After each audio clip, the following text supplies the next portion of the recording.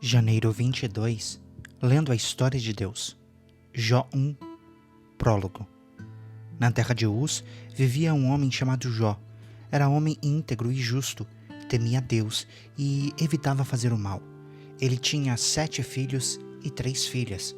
Possuía 7.000 ovelhas, 3.000 camelos, 500 juntas de bois e 500 jumentas. Além disso, tinha muita gente a seu serviço. Era o homem mais importante do Oriente. Os seus filhos costumavam dar banquetes em casa, um de cada vez, e convidavam as suas 3 irmãs para comerem e beberem com eles. Terminado um período de banquetes, Jó mandava chamá-los e os purificava. De madrugada, ele oferecia um holocausto em favor de cada um deles, pois pensava: talvez os meus filhos tenham, em seu coração, pecado e amaldiçoado Deus. Esta era a prática constante de Jó. A primeira provocação de Jó. Certo dia, os anjos vieram apresentar-se ao Senhor e Satanás também veio entre eles. O Senhor perguntou a Satanás: de onde você veio?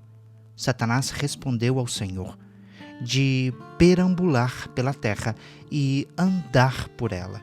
Então o Senhor disse a Satanás: reparou no meu servo Jó?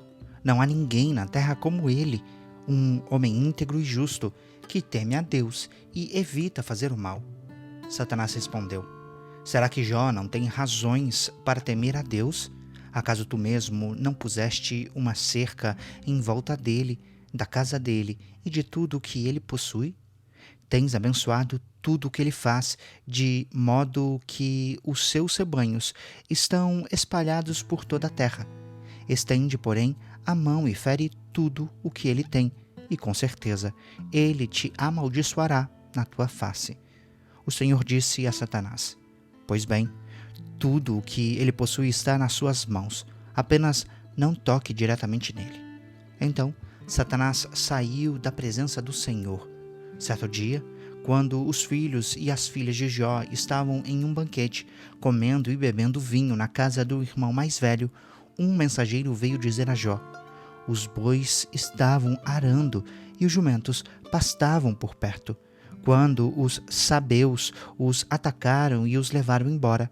Mataram à espada os empregados, e eu fui o único que escapou para lhe contar. Enquanto ele ainda estava falando, chegou outro mensageiro e disse: fogo de Deus caiu do céu e queimou totalmente as ovelhas e os empregados, e eu fui o único que escapou para lhe contar. Enquanto ele ainda estava falando, chegou outro mensageiro e disse: os seus filhos e as suas filhas estavam em um banquete, comendo e bebendo vinho na casa do irmão mais velho, quando, de repente, um vento muito forte veio do deserto e atingiu os 4 cantos da casa, que desabou sobre eles. Todos morreram e eu fui o único que escapou para lhe contar. Ao ouvir isso, Jó levantou-se, rasgou o manto e rapou a cabeça. Então prostrou-se com o rosto em terra em adoração e disse: nu saí do ventre da minha mãe, e nu partirei. O Senhor o deu, o Senhor o levou. Louvado seja o nome do Senhor. Em tudo isso, Jó não pecou, nem culpou Deus de coisa alguma. Jó 2, a segunda provação de Jó. Em outro dia, os anjos vieram apresentar-se ao Senhor e Satanás também veio entre eles. O Senhor perguntou a Satanás: de onde você veio? Satanás respondeu ao Senhor: de perambular pela terra e andar por ela. Então o Senhor disse a Satanás: reparou no meu servo Jó? Não há ninguém na terra como ele, um homem íntegro e justo, que teme a Deus e evita fazer o mal. Ele se mantém íntegro, apesar de você me haver instigado contra ele para arruiná-lo sem motivo. Satanás respondeu: pele por pele, um homem dará tudo o que tem por sua vida.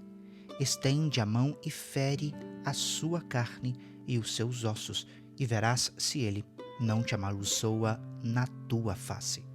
O Senhor disse a Satanás: pois bem, ele está nas suas mãos, apenas poupe a vida dele.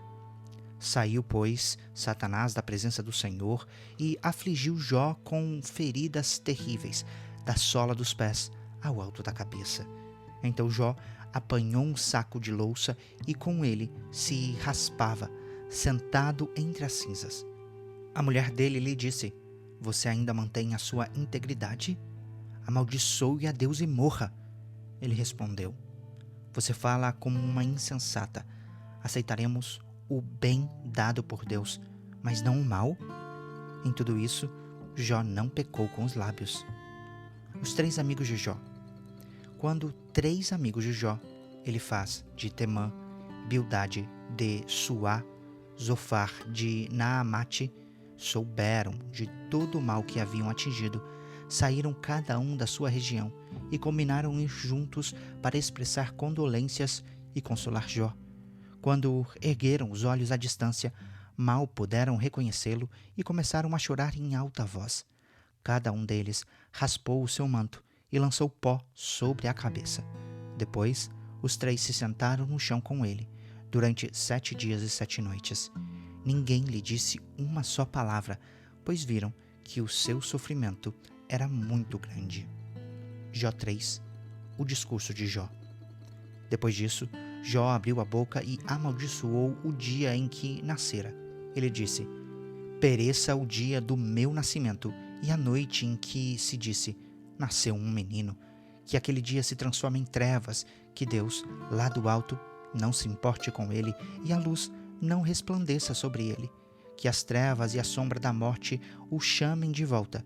Que uma nuvem se ponha sobre ele e o negrume do dia o aterrorize. Que a densa escuridão se apodere daquela noite. Que ela não seja incluída entre os dias do ano, nem faça parte de nenhum dos meses. Que aquela noite seja estéril e nela não se ouça brados de alegria. Amaldiçoem aquela noite os que amaldiçoam os dias e são capazes de atiçar o Leviatã. Que as estrelas matutinas daquela noite fiquem escuras. Espere ela em vão pela luz do sol e não veja os primeiros raios da alvorada, pois não fechou as portas do ventre materno, nem evitou que eu contemplasse tanto sofrimento. Porque não morri ao nascer e não pereci quando saí do ventre materno. Porque houve joelhos para me receberem e seios para me amamentarem.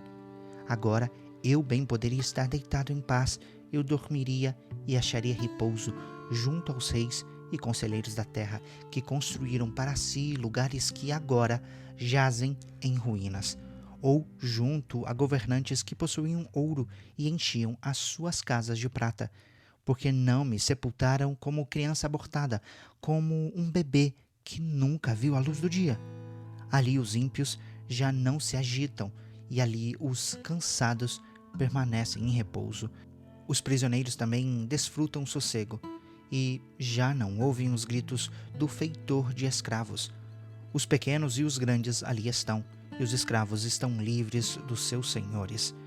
Porque se dá luz aos infelizes e vida aos de alma amargurada, aos que anseiam pela morte que não vem, que a procuram mais do que a um tesouro oculto, aos que se enchem de alegria e exultam quando vão para a sepultura.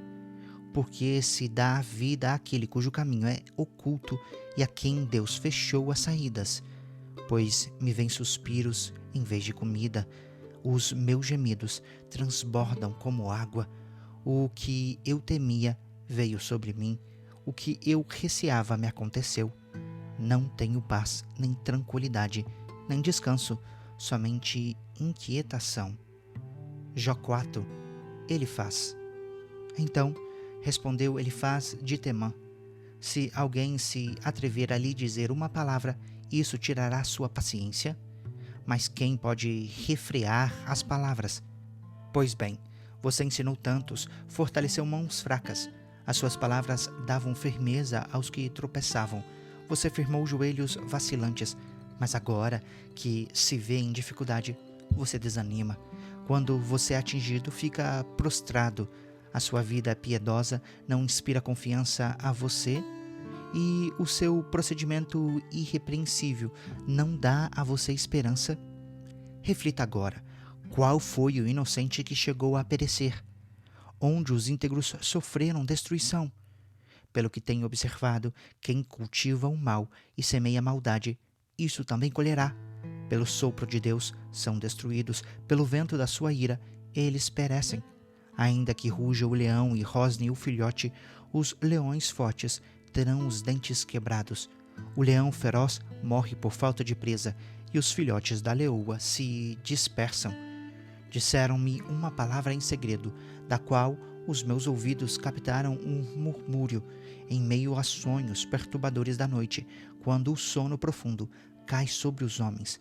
Temor e tremor se apoderam de mim e fizeram estremecer todos os meus ossos.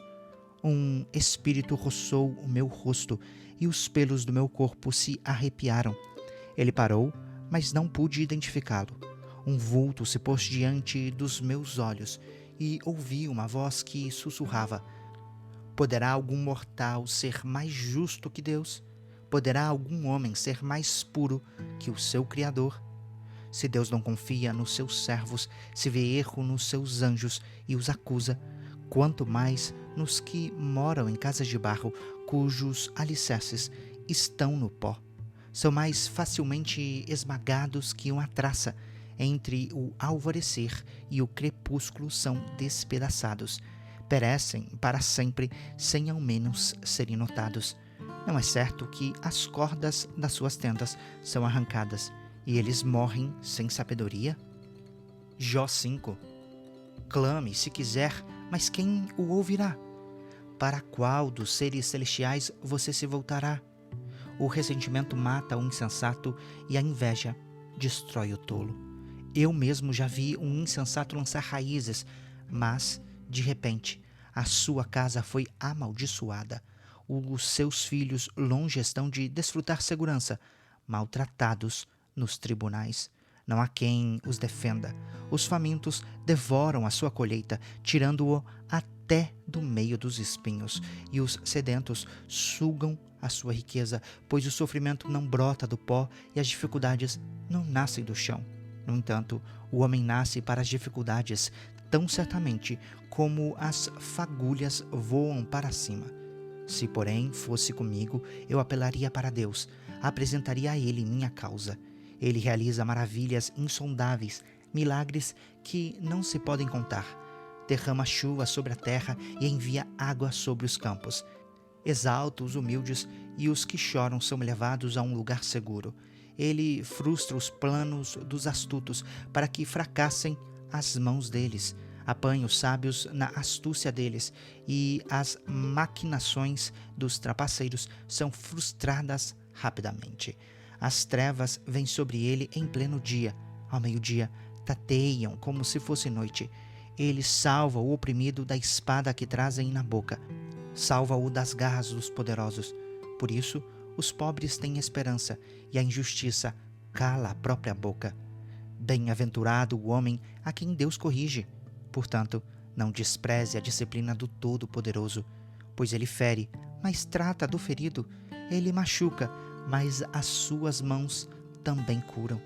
De 6 desgraças ele o livrará, e em 7 delas você nada sofrerá. Na fome ele o livrará da morte, e na guerra o livrará do golpe da espada. Você será protegido do açoite da língua e não precisará ter medo quando a destruição chegar. Você rirá da destruição e da fome e não precisará temer as feras da terra, pois fará aliança com as pedras do campo, e os animais selvagens estarão em paz com você. Você saberá que a sua tenda é segura, contará os bens da sua morada e de nada achará falta. Você saberá que os seus filhos serão muitos e que os seus descendentes serão como a relva da terra. Você irá para a sepultura em pleno vigor, como um feixe recolhido no devido tempo. Verificamos isso e vimos que é verdade. Portanto, ouça e aplique isso à sua vida.